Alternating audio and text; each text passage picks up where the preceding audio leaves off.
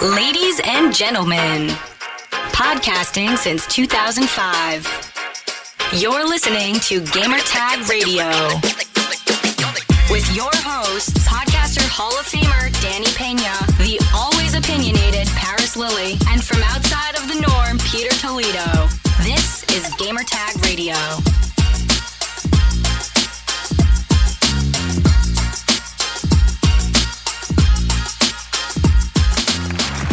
All right, welcome to Gamertag Radio, episode 1073. This is your host, Danny, and joining me for this episode right here, we have Paris.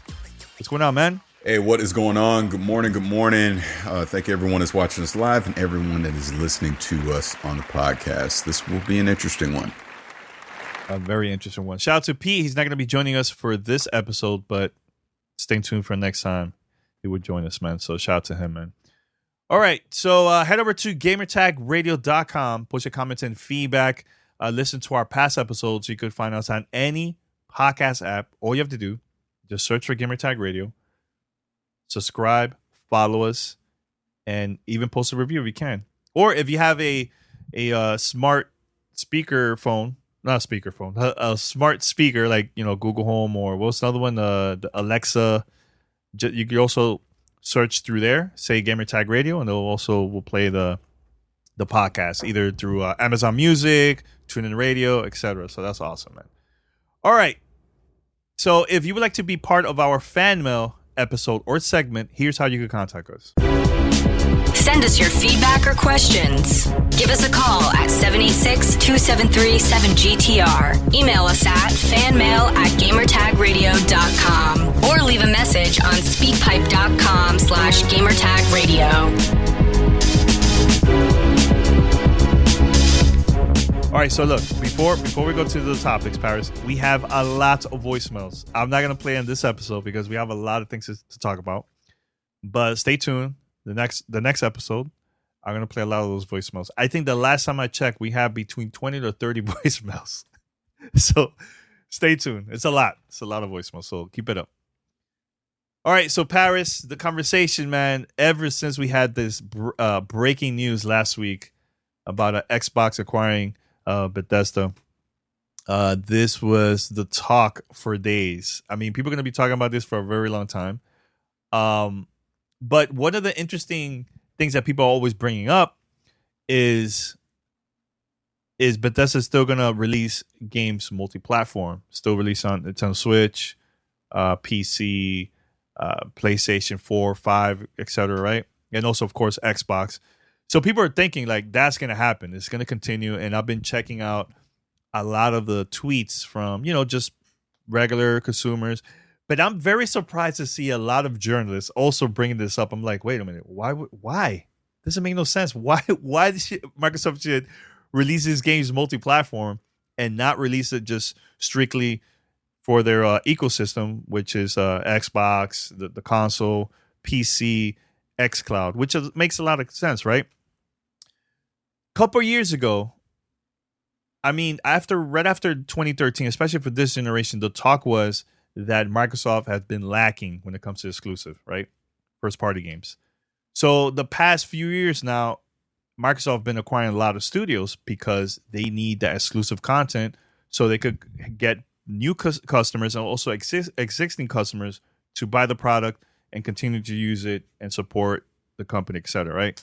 So that's the main reason we're seeing all these games now and all these studios, being acquired from Microsoft, and we're going to get to see a lot of exclusives in the future for the next gen console, right?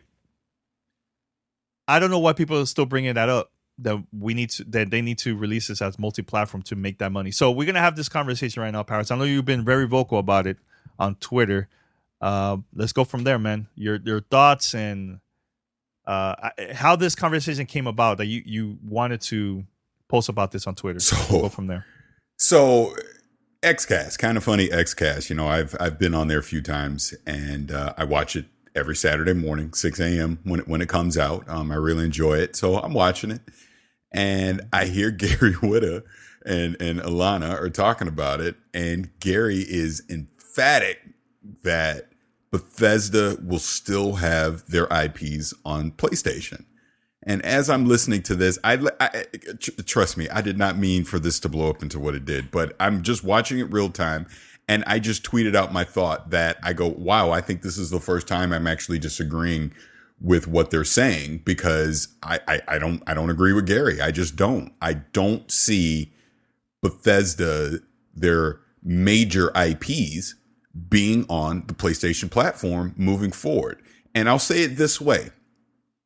$7.5 billion. Not 75 million, not $7.50, $7.5 billion. You do not acquire an entire publisher and all their studios and their intellectual property to just have timed exclusives and DLC perks and first on Game Pass and things like that. You spend that is almost double what Disney spent on Star Wars. Think about that. Okay. Mm-hmm. And I understand the arguments that come out about, whoa, look at Minecraft, look at this, look at that. Of course, Microsoft is not going to rip away existing deals or existing IPs that have shown up on other platforms. So again, just looking at it from a Bethesda standpoint, Fallout 76 is going to continue to be everywhere. Of course it is. Elder Scrolls Online is going to continue to be everywhere. Makes sense, right? But when we start to get into the new sequels and the new IPs that Bethesda is working on, it doesn't make business sense to make that major of an acquisition and leave everything status quo. Why did you spend $7.5 billion then? You could have spent, quote unquote, $75 million and got all those games on Game Pass or some timed exclusive deals, things like that. No, if you're going to absolutely acquire that publisher, you're doing it because you're doing it to bolster your library, to bolster your exclusive lineup. So one of the main arguments I've seen this entire time is that Xbox needs PlayStation. They need to continue because they can get the 30% cut. It's smart business. They can make more money that way.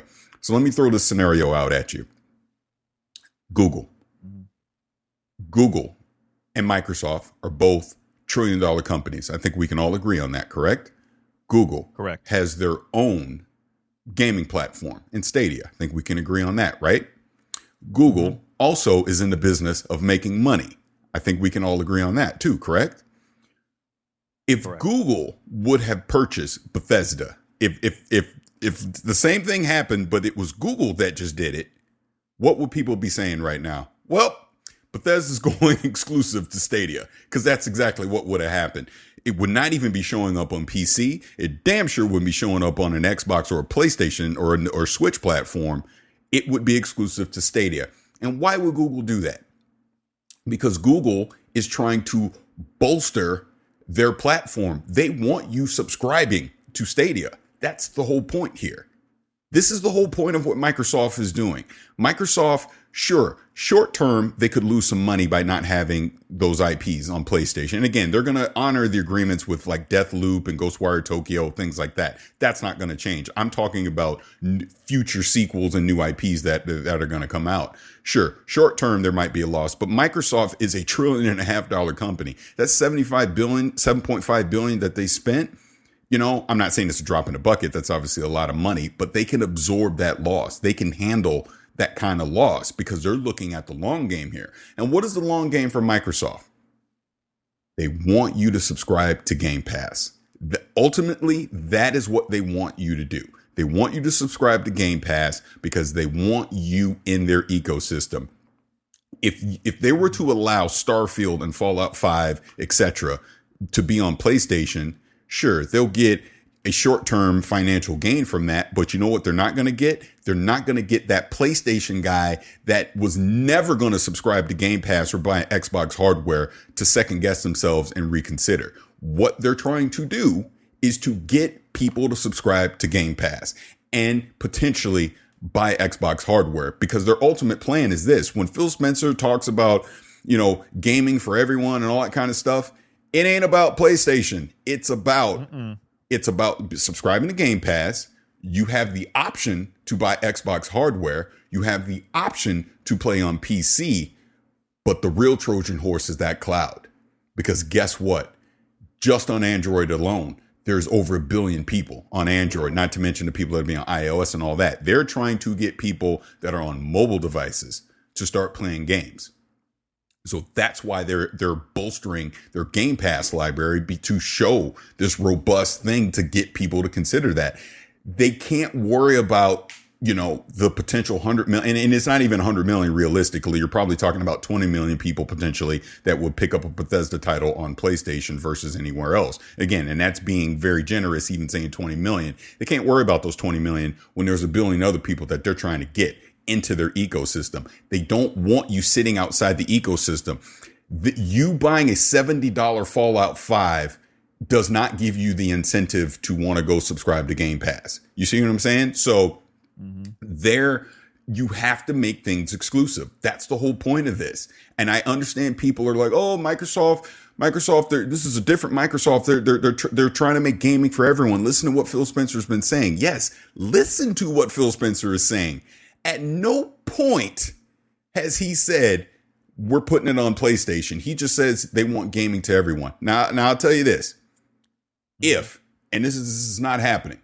If Nintendo and PlayStation were to say, yep, we'll allow Game Pass, guess what? Fallout, Elder Scrolls, all those, Halo, everything will be on PlayStation. Because guess what? Now you're subscribing to Game Pass. That's the point. They have to give you an incentive to subscribe to Game Pass. And the only way they can get a PlayStation person to subscribe to Game Pass is to take those IPs away from them and give them the incentive. Like if someone really wants to play Fallout, they really want to play Starfield, the Elder Scrolls, Doom, Wolfenstein, on down the line, you can't allow them to play it on PlayStation if you want them to subscribe to Game Pass. This is business. This is the long game. Stop looking short term. The long game says those titles will not show up on a PlayStation platform. And if you listen to what Phil Spencer is saying, he goes case by case basis. In other words, I don't want to rock the boat right now and say crazy stuff until the deal is final. Because that case by case basis, I'm going to tell you what's going to happen on a case by case basis. Should we allow Starfield to be on PlayStation? No. Should we allow the Elder Scrolls 6 to be on PlayStation? No. Should we allow Fallout 5 to be on PlayStation? No. Should we allow Wolfenstein 3 to be on PlayStation? No. On down the line. This is the point I'm trying to make. They want you subscribing to Game Pass. That is the end game here. You would not have seen such a big deal this week from all these execs at Xbox, even Satya Nadella himself saying this, 23 Studios, all that. The whole reason they're keeping Bethesda as a publisher is they don't want to rock that boat, that workflow, what that publisher has accomplished over the past couple decades. They're going to allow them to continue to do their job as they've been doing it. But guess what? When it comes time to actually publish the game, guess who makes that call? It ain't Pete Hines. It ain't Todd Howard. It's Phil Spencer. And I'm telling you, it ain't showing up on PlayStation. So look, I've seen the arguments both ways and I get it, but I don't know. I just feel like I'm trying to look at this beyond 2020, beyond 2021, 2022. I'm trying to look at this when the Elder Scrolls 6 comes out, when Starfield comes out. Where is Microsoft going to be positioned at that point? It just doesn't make sense for them to make this big of an acquisition and spend that amount of money to just leave things exactly the way they are today. Why spend the money if that's what you're doing? It makes no sense because again, yes, they're in a business to make money, but they're not chasing just the PlayStation guy. They're trying to chase more than that. They want PlayStation guy. They want the most angriest Sony person on social media that just detests Xbox. They want to give them a reason to invest in the Xbox ecosystem. And how do you do that? With exclusive titles. It's the only way. You can't allow them to just keep playing the same games on their platform and think that they're now going to subscribe to Game Pass. That doesn't make any sense unless Game Pass comes to that platform. That's the point.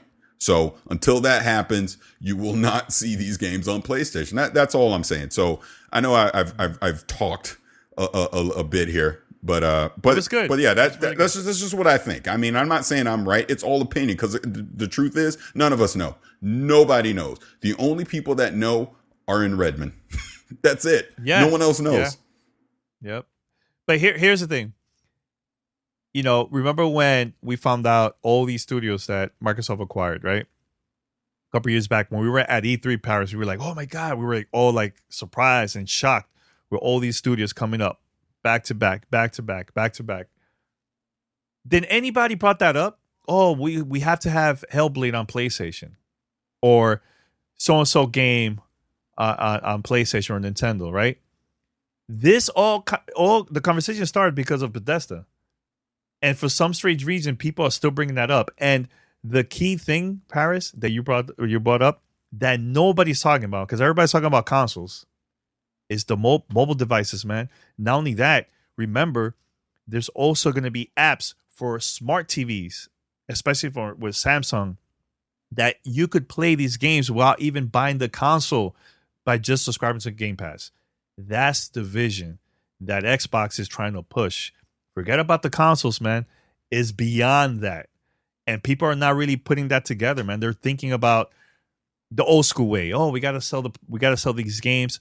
Do you know that companies make more and more money through subscription services than actually buying a game? And here's why. Even if let's say, for example, Netflix, right? They've been investing a lot of Netflix exclusives, right? Only for that platform. They're not selling it. They just have it there, right? Mm-hmm. Even if there's like horrible content, but those movies or those TV series that exclusive only for that streaming services will make people to subscribe. And that's nonstop income coming in for the company, right?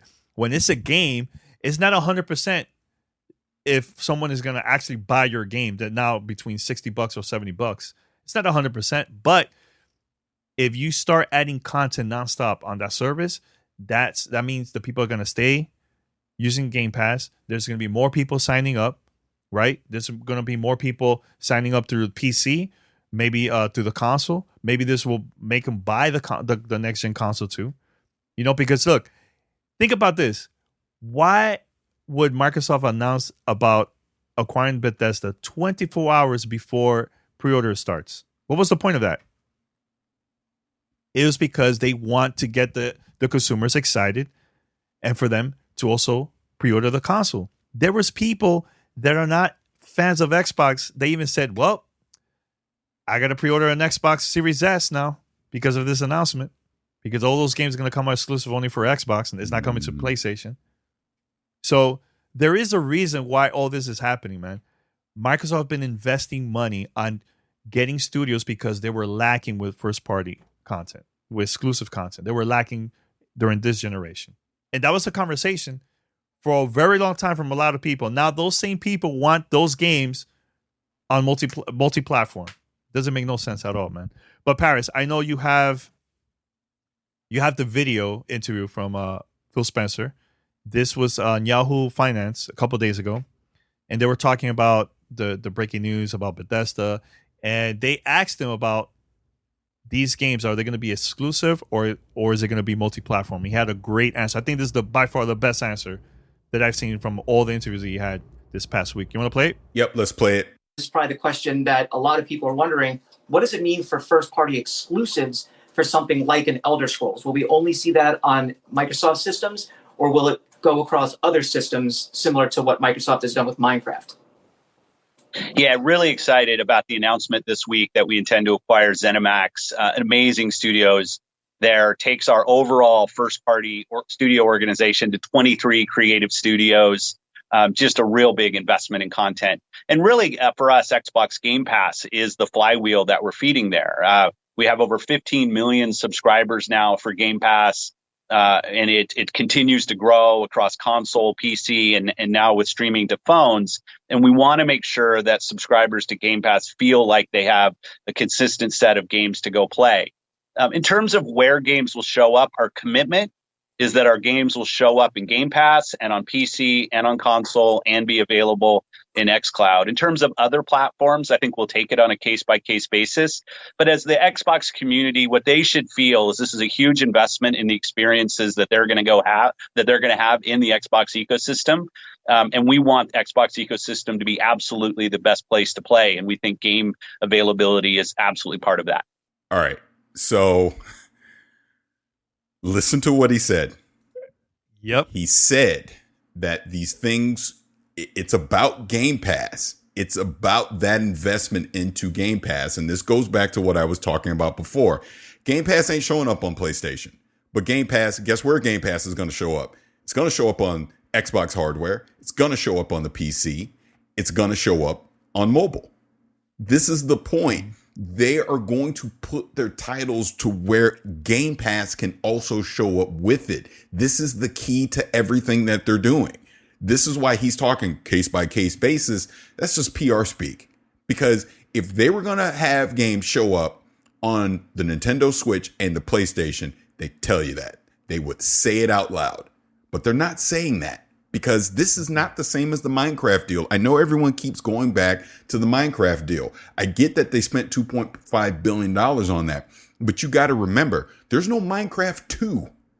This is the difference here. There's not like they're coming out with a Minecraft 2. They're not going to rip away the Minecraft IP from its existing platforms because that's where it already lived. Same as they're not going to take away existing games from the platforms that they live on. So again, I'll go to the Deathloop thing. Deathloop, that deal is done. Deathloop is showing up on a PlayStation 5. So of course they're going to support that. They're going to support the exclusive deal that Bethesda already negotiated. But I tell you this, if there's a loophole that Deathloop can also show up on Game Pass PC day one, bet it shows up there. I guarantee you the second that console exclusive deal ends for Deathloop, it's going to be on Xbox platform. It's going to be in Game Pass. It's going to be on mobile devices. That's the point I'm trying to make here. It's not about what already exists. It's about what's coming from them. So you have to look at it that way. And to be fair, I think, let's take a game like Quake as an example, because even Minecraft Dungeons is actually a good example here. Minecraft Dungeons or In the Blind Forest, things like that. These are not major AAA titles that, if they're exclusive to one platform, it's going to force you to want to go run out and buy an Xbox. I can see those kind of things showing up. You know, like I said, Quake as an example, being a multiplayer title with crossplay and all that. Of course, they want as many people to jump in and play something like that. So something like Quake absolutely could show up on a PlayStation, could show up on a Switch, things like that. I'm talking about the big IPs. The big IPs will not show up on a PlayStation platform or a Nintendo platform until Game Pass can show up along with it. That's the point. And at that point, it ain't just about the individual title.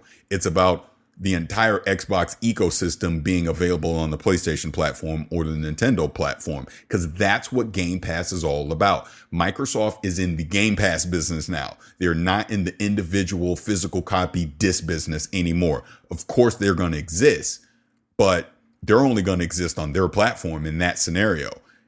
They want you to subscribe. This is the point I'm trying to make here. When I saw this went down, that was my instant thought. This is about Game Pass. This is not about making PlayStation people happy. That they're not in that business. What they want to do is they want to take that PlayStation person and get them to be happy inside the Xbox ecosystem. That's the point. This is why you spend, I'll say it again, $7.5 billion. You don't spend that amount of money for timed exclusive, comes to Xbox first. That makes no sense.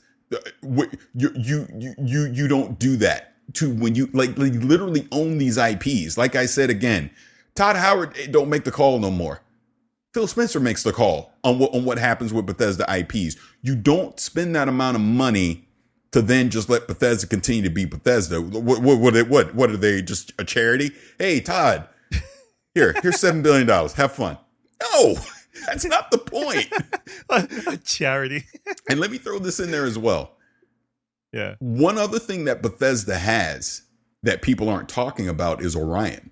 That was their cloud streaming tech. And supposedly it has some super low latency things in there that are revolutionary, allegedly. I don't know for a fact. These are just, the internet. This is what I've read. But think about that as well. They're also acquiring that. Guess where that's going? That's going to get integrated into Project X Cloud because, again, the long game for them is the cloud. That's the long game because that's going to enable more than just the standard 200 million people that play on console. That's going to enable the other people, the billions of people that play on mobile to now start playing these games. And guess what? Subscribe to Game Pass. That's the whole end game here. So look, I say one last time. I understand the arguments on the other side. I'm not saying I'm right. I'm just pointing out where I'm leaning, what I think I see the direction that they're going. And again, none of us are going to know until Phil Spencer or Satya Nadella or someone specifically says it. Until we see until we see a Wolfenstein 3 or Fallout 5 show up on a PlayStation platform, then you can say I'm wrong.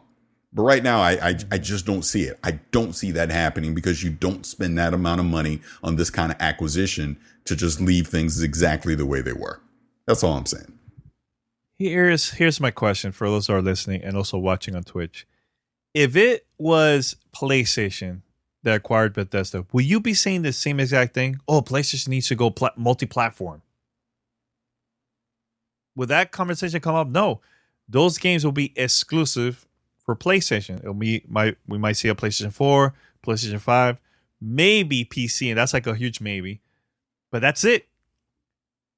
I don't know why everybody's bringing this up just because it's Bethesda, man. I don't know. There's been a couple studios have been acquired, and nobody has mentioned this. You know what's up, Paris? Well, no. The reason is because people are basically saying that Microsoft's philosophy isn't the same as PlayStation's, to where Microsoft just wants their game. They want to be all inclusive to everything, and I get that to a point, but that point stops, like I said, when Game Pass can't be on that platform. Game Pass exists on the PC. Game Pass exists on Android, right? Mm-hmm. So that's why you see that stuff there. But Game Pass doesn't exist on the Nintendo Switch or the PlayStation. This is the point. If they exist there, then you'll see the games there. That's all I'm saying. I think you really have to boil it down to those simple terms. You really do. But I will go back to the original point I made in what you're saying. Again, if PlayStation did this, no one would have even blinked an eye that all of a sudden all these Bethesda IPs would now be exclusive to the PlayStation platform. Again, let's be real about something else. PlayStation couldn't afford, or Sony as a whole, they don't have the assets to spend $7.5 billion to acquire Bethesda in the first place. So it wouldn't have happened. But like I said before, Google and Amazon does.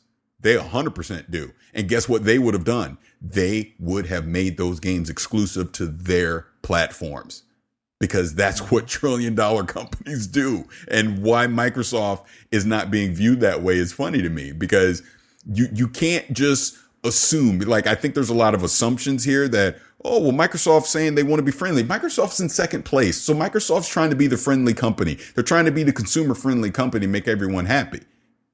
Third place, Paris. Yeah, you're right. But that's the point. Yeah.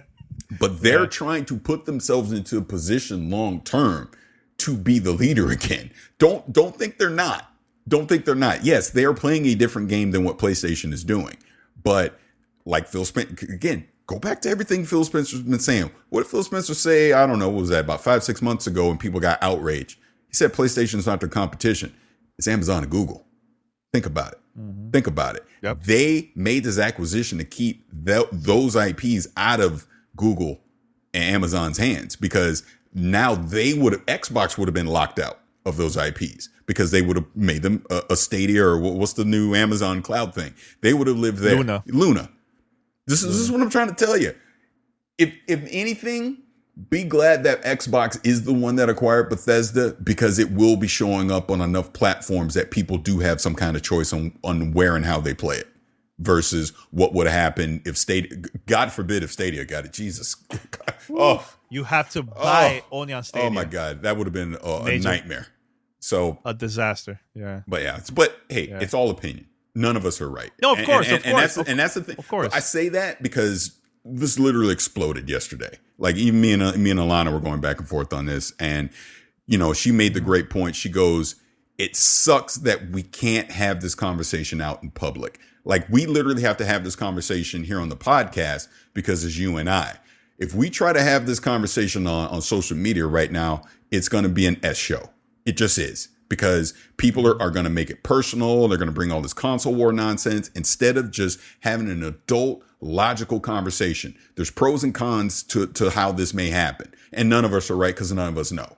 But it's unfortunate we have to have this conversation in DMs and, like I said, on the podcast format, because you can't do it in public because people will just bring their childish antics into it and ruin it. And that's why I even told Alana, I was like, I half regret even saying anything, because look how it turned out. It was just a freaking chaos on Twitter yesterday talking about this stuff. But at the end of the day, it's just an opinion, man. No one's right. No one's wrong. We're speculating. The truth is, none of us are going to know who's right or wrong, God, probably for at least another 2 or 3 years when we start seeing new Bethesda IPs, which, ironically enough, I guess we could kind of get an answer next holiday, because you got to think Bethesda had something that was going to be coming out next holiday. Let's see where it lands.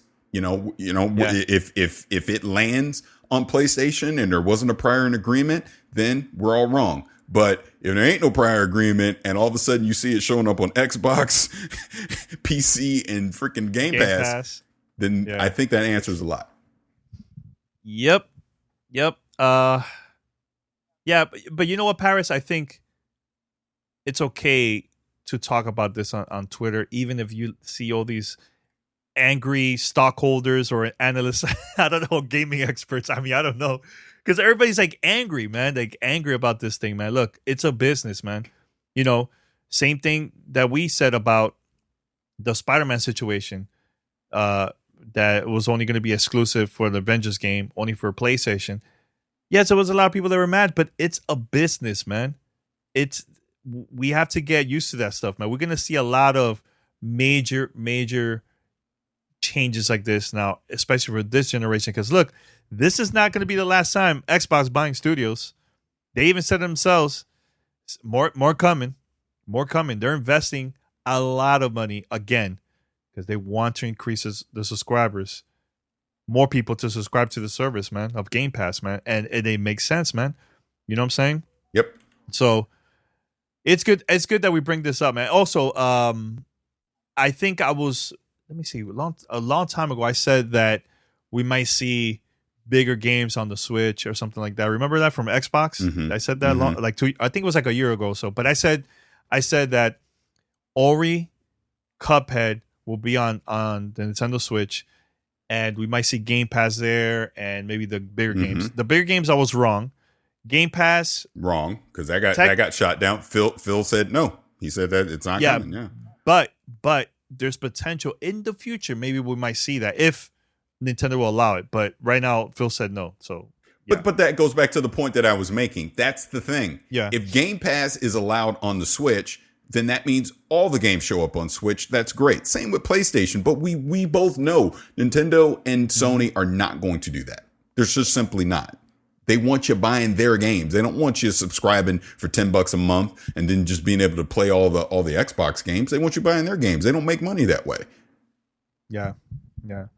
And let me tell you, man, lately I've been playing a lot of Game Pass. I've been downloading the games from there. Also the xCloud through the Note 20. I've been playing a lot of the games. Actually, for the past few days, Paris, I've been playing Destiny like nonstop. I haven't played that in a while. I haven't bought none of the expansions, but now the expansions are available there. And I'm like, hey, let me play this, man. It's already out there. And plus the new one, I believe it's coming out sometime November 10th also. Something like that. Around there. But look at that. As a subscriber, I'm happy. Now also another game that was announced a couple of days ago, Doom Eternal. It's going to be available on Game Pass October 1st. That's what they want. They want to get people excited. Buy the games. Actually subscribe, buy the console, or use the device, and you could play all these games through the device. And we're gonna see more of that and more of this push now once the next gen consoles launches. We're gonna see a lot of marketing, advertisement of Game Pass. Look, when we got the Kishi device in there, inside that box, there was a 14-day trial of Game Pass. We're gonna see a lot of that too, Paris. Every time you buy a console, we're going to see maybe Game Pass are there. Even a couple of days ago, was it Taco Bell? The giveaway? 6 months. Yeah. 6 months of Game Pass with Xbox Series X. They're pushing this service big time, Paris. And people are not seeing the bigger picture. That's the problem, man. They're seeing short term. They're not seeing the long term game. And I think the way how you explained it made so much sense, man. So much sense. Yeah, and that was the thing. It's like even on social media, like when people like people are like legitimately getting angry at me for thinking this, which is just ludicrous. But I'm just asking questions. I'm not saying I'm right. Like when someone would push back on it, I would just throw a question out there. I go, okay, well then, would you feel this way if PlayStation or Google or Amazon bought them? Well, it's different because Microsoft. So it's like, okay, so none of us know. None of us know. It's like you're literally holding Microsoft to a different standard than these other companies. At the end of the day, they're all companies. They're all trying to make money. So again, the logic says to me, if Microsoft is allowing Fallout and all that on PlayStation, then screw it. Allow Halo and Gears and Forza and everything else on there. Why would you just stop at select IPs? You might as well put everything on there, right? Because you're trying to make money, right? But they don't do that. Why don't they do that? Because they want you investing in their ecosystem. Why doesn't PlayStation put Uncharted and God of War and all that on Xbox? For the same reason. Why doesn't Nintendo put Mario and Zelda and all that on everything? For the same reasons. This is how you got to look at it. And again, remember, but that Fallout, The Elder Scrolls, Starfield, Doom, Quake, Dishonored, Wolfenstein, Rage, on down the line, Prey. These are now even within Microsoft. Okay, even within, but they're all Microsoft intellectual properties now. You must be lagging. I don't think you're hearing me correctly. Oh no, it's very laggy. Yeah, my bad. But they're all Microsoft IPs now. So why would that logic be any different than Gears, Halo, or Forza, or anything else? This is all I'm saying. It's just a question.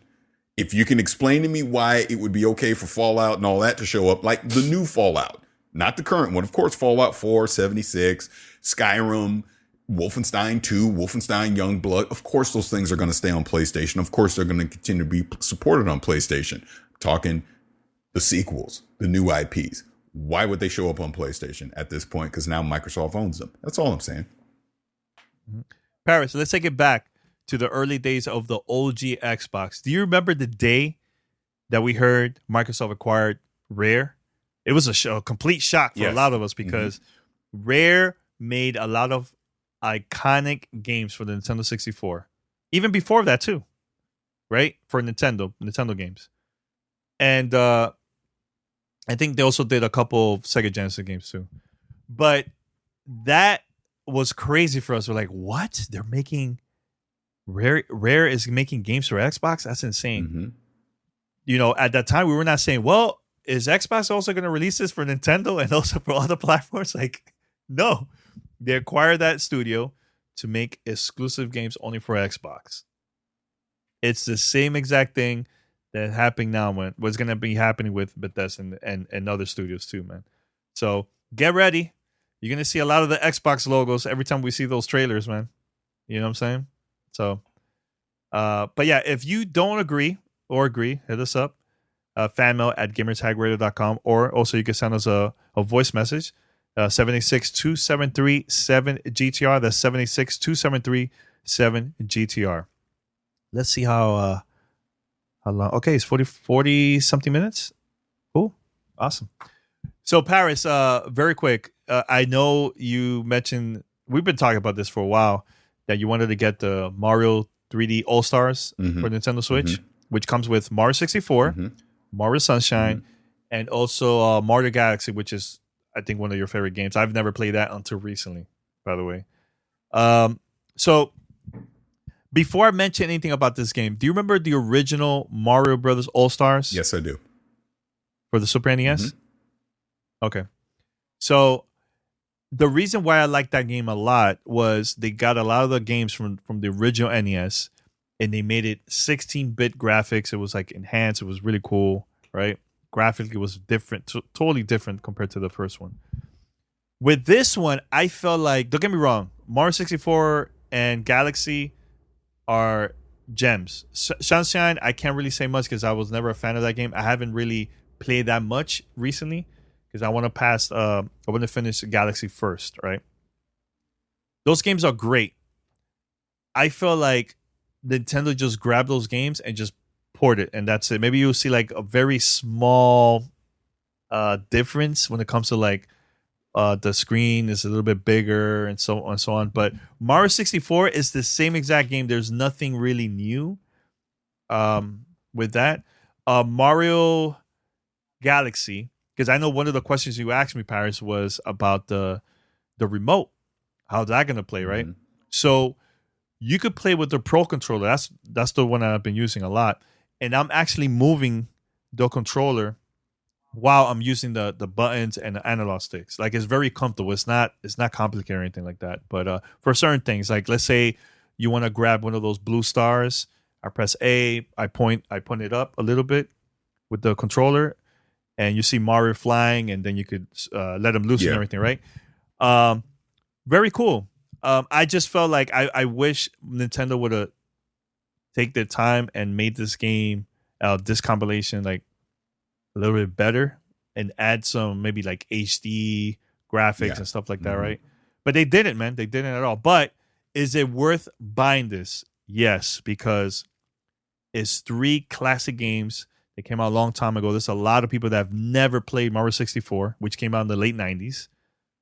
I was one of those people that never played Mario Galaxy because that year, 2007, when that came out, there was nonstop games that came out, like great games, and I missed out completely.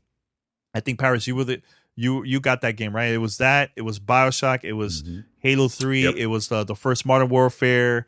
Oh my God, there was so many games that came out around that year. It was insane. But yeah, I highly recommend it to get it, man. And I honestly, Paris, I'm really enjoying Galaxy, man. It's so good, man. Love the music. Soundtrack is great. And yeah, I'm kind of far in the game, man. I'm really liking it, man. You say it's complicated. There's certain levels that I find it really tough, man. Really tough. Maybe it's because I'm not used to the whole remote movement, but it's good overall. It's good. Oh, I'm glad you're enjoying it. Like I said, to me, it's either second or third. My second or third most favorite Mario ever, for me. Mario Galaxy. Yeah, Mario Galaxy. Right? Yeah. I mean, Mario 3, like I said, to me, that's just one of the greatest games ever. But Galaxy, it's up there. I want to say it's second or third. I'd have to think about it a little more. But yeah, it's absolutely one of my favorites. And yeah, I'm glad you're enjoying it. Have you even played Mario Sunshine back in the days too for the GameCube? Yeah, remember? Yeah. Maybe you don't remember the story. I got halfway through Mario Sunshine, and I was like, I don't like this, and I tapped out, and I have not touched it since. So that's almost 20 years ago. So I am interested, because I haven't picked this up yet. I'm probably going to get it here in another week or so. I'm going to give it a legit try again, and maybe I'll see, because I know some people just swear by it, right? But it just never grabbed me. It just never grabbed me, and at that time, and it just wasn't the Mario that I was looking for. And then ironically enough, Galaxy was the next big Mario game. And I'm like, that's it. That was the one. And here's another thing. You may not remember this. You were with me the first time I saw Mario Galaxy at E3 2007, the Santa Monica, the hangar, the little hangar. I was there. Yeah. We went together. So you were with me. Because I remember I walked in, that was one of the first games I just started playing was Mario Galaxy. So you were like legitimately with me. And I remember I even found some old pictures where you can see me. I took pictures of Mario Galaxy at that E3 at the hangar booth, So yeah, I just freaking love that game, man. It's amazing. Yeah, for those who don't know, that was the year where they had E3 at Santa Monica. Yep. And we had to take a bus to go to that location. Because that was the convention style of E3. Yeah. they have like little TVs everywhere and just go and play game stations, and we've got to play and everything there. Yeah. But you know what? I know that a lot of the younger crowds, like that I've been talking to, they love Mario Sunshine so much. It was just not my thing back in the days for me, man. You know what I'm saying? Because I felt like Mario 64 was up there, and then when I played Mario Sunshine, I felt like it was boring. And I just gave up on it. And I already told you my story about Galaxy, but Galaxy 2, is that a good game too for you? Yeah, it's funny. I prefer the first Galaxy over 2's good too. Don't get me wrong. I prefer the first one though. if I had to choose between the two, which again, this is what Nintendo's going to do. They're going to come out with another Mario collection, and 2 is going to be in that one, just to get people to double dip on this stuff instead of putting 2 in this collection, which it should have been. Yeah. No, but it's good overall. Look, if you have a Nintendo Switch, make sure to cop this. I know this is a limited time release. I think they're gonna stop selling it like around March of next year. So buy the digital version if you can't find the physical version. But overall, those games are very iconic and it's part of history. And I think it's important for you as a Nintendo fan or just gaming fan in general. I think this is like a must-have for sure. And if you've never played Mario 64, go play it because that was the game that completely changed the game when it comes to like 3D games. Yeah, everything. Open world and all that stuff. Like, imagine playing that and then you play Zelda 64 after that. During that time. That was mind-blowing. Mind-blowing back then, man. You know? So, yeah. Must have. Anything else, Paris? Anything else? No, I just super quick. I saw again, Jeff Grubb had put out that Mass Effect collection that was rumored to be coming this year is being pushed into 2021. And the reason being is they're looking to rework the original Mass Effect because compared to 2 and 3, it looked completely outdated. So to anyone that have never played Mass Effect, if they jumped in and started playing Mass Effect 1, it probably would have turned more people off at this point than got people interested in that franchise. So it looks like Mass Effect 1 is getting some remastering done to it so it can be more modernized to go along with 2 and 3. So, and my response to that one was, honestly, I was only interested in Mass Effect 2 from this collection. Yes. But if they're going to go back and redo the first Mass Effect, that intrigues me. So I'm interested to see. So again, take your time. No rush. Just get it out, get it right, and I look forward to it because Mass Effect is a franchise that just deserves some love. Especially, I've still never played Andromeda. Part of me wants to pick it up, but part of me also knows I'll never.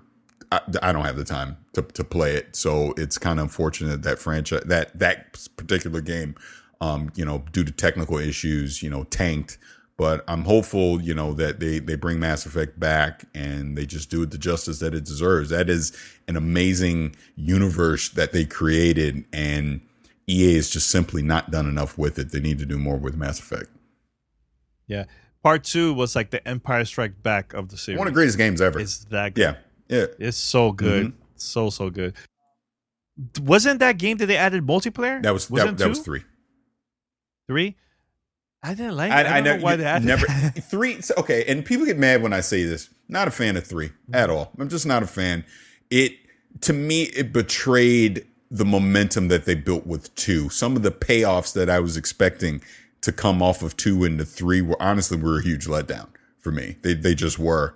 That multiplayer, I dabbled in a little bit, but there's nothing I ever truly got invested in. I'm just not that big of a fan of 3. So. Yeah, that was the time where every company was adding multiplayer on every single game. Remember BioShock 2? Wow. BioShock 2 had multiplayer. Ugh. Oh, just terrible too. It was so bad. So bad. See, I have the collection of BioShock 1, 2, and 3. 1, 2, and Infinite, I mean. And they don't have the multiplayer on that one. Thank God. They just strictly those single player and that's it. So, see, there's games that it makes sense to have multiplayer. And some, please just focus on the single player. That's it, man. That's the thing that I love about Bethesda. Yeah. They don't do that. Like, look, think about it. All the majority of all their games is almost all single player games. So you actually bring up one other thing with Bethesda thing, and we'll keep it super quick here. What's been another knock on Microsoft? They don't have a lot of great single player experiences, right? So they literally went and got the publisher that's their specialty. Again, why do you think these things they're not showing up on PlayStation? I can't see it. Again, they want you playing it in the Xbox ecosystem. So wow. And let me say this one last thing about Bethesda, because I think this was also a good thing for them that let's keep it real here. Dishonored, the Dishonored franchise, one of the most underrated ever, never sold well. Prey, the Prey remake did not sell well. Wolfenstein has not sold well. Obviously we've seen the debacle with Fallout 76, didn't sell well. So they've made, and I'm not saying Fallout 76 is a great game, but those other games, they're great games. Even Doom Eternal, believe it or not, did not sell well. It had an initial, it tanked after a couple weeks as far as the sales went. But my point is this, these are all games that are really freaking good, but the sales numbers haven't dictated it. So Bethesda, as the publisher, they've obviously not been making the money that they were hoping to make. Maybe they've not been meeting projections. I don't know. I don't know their finances. But now that they're a part of Xbox and these games are on Game Pass, those studios don't have to worry about that anymore. You see what I'm saying? Just go make great games. Like, that's why I tweeted out the other day, Dishonored 2 is already on Game Pass. Get Dishonored 1 on Game Pass as soon as they can. I don't know what agreements legally, if they can do it. Get Dishonored 1 on Game Pass. That franchise is grossly underrated. It is, like you talk about, a single player experience. It's so freaking good. So good. And I know so many people haven't played it, but with it being on Game Pass, now you got the opportunity to do so. Absolutely jump in and play. Like, I haven't played Doom Eternal. Only time I played Doom Eternal was at Gamescom last year on Stadia. Stadia, yeah. So it's now October 1st. Guess what I'm doing? I'm gonna play it because I've heard nothing but great things about it. So why not? Might as well jump in and play it. And I will say again, because I'm just a fanboy for it. When all the Wolfensteins are on Game Pass, go play them. Go play them. You're gonna freaking love it. They're fantastic. So good. You get to kill Nazis. It's a great time. Trust me, you'll love it. So but that's the power of this Bethesda thing. And then, like I said, Fallout, Elder Scroll, whatever the hell this Starfield thing. Which, by the way, I guess something leaked on Starfield, some screenshots or something. Allegedly, I barely looked at it, and I know someone even DM'd me. It was like, "You need to talk about this on the show." But I don't know. Maybe it is, maybe it isn't. Like I said, Todd Howard, even, tongue in cheek, which, by the way, that was great to have Todd Howard, Pete Hines, Major Nelson, and Phil Spencer on that interview this week, just candidly talking about it. You can tell they're all excited. But even he said on there, hey, we're one day closer to Starfield. In other words, Starfield ain't coming anytime soon, guys. So I'm not going to sweat it now. There's way too many other important things out there to worry about. And there's way games that are coming this year that I'm excited about, and one in particular especially. But this Bethesda thing, I think personally, and I'll shut up, I think this was good for Bethesda, the company, for those studios. Obviously, this is good for Microsoft because it bolsters their exclusive lineup. But I also think what's been one of the big complaints about Bethesda with their games, they launch buggy. Now they're going to have Microsoft resources. They're going to get better QA. I know Todd Howard even talked about, new engines, things like that. So they're going to be able to collaborate with another studio like Obsidian down the road, and one day could come back and collaborate with Bethesda and make Fallout New Vegas. So I think as a gamer, again, forget your loyalty to your plastic. As a gamer, I think this is good. I do. I think overall this is a good thing. And I'm going to be excited to see what happens over the next few years. And you know what? A few minutes ago, Paris said that a lot of these games that came out multi-platform underperform. So why should they continue the business of multi-platform if they're not really selling well? Yeah. So I think by doing this, now there's no risk on releasing a game and then again underperform. Now they're going to get a lot of people downloading it, and Microsoft is going to be investing a lot more money now in development and all that stuff. So this is a good, positive thing. There's more good than bad, and people need to see that, man. Yeah, you know what I'm saying? I agree. So really cool. Really cool. All right. So head over to gamertagradio.com, post your comments and feedback. You could also find us on any podcast app. Just search for Gamertag Radio. Make sure to follow us, subscribe, share with your friends. And also, if you get the chance, please post a review. It'll help us out to climb on top of the charts. All right. If you would like to be part of Fan Mail, this is how you can contact us. Send us your feedback or questions. Give us a call at 786-273-7GTR. Email us at fanmail@gamertagradio.com or leave a message on speakpipe.com/gamertagradio. All right, so stay tuned for another episode of Gamer Tag Radio. Thank you for listening. Until next time, we're out. Peace.